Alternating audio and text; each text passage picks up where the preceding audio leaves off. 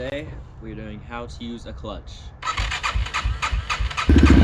When using a clutch, you want to be very smooth and gentle, and so before you can let the clutch out or anything, first you pull the clutch in, you click down into first gear. You hold the clutch in this whole time until I tell you to let it go. Then once you're still holding the clutch in and you're in first gear, which is down on the shifter, you will do this.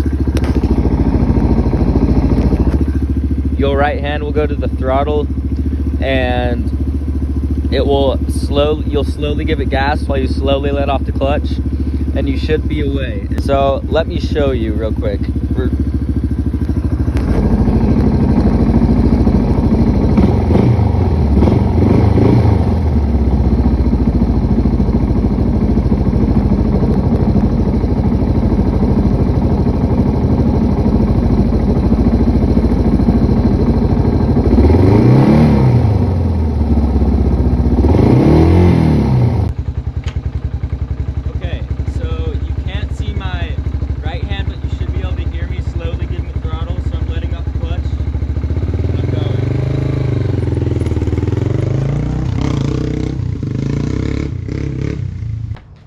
That is how you use a clutch.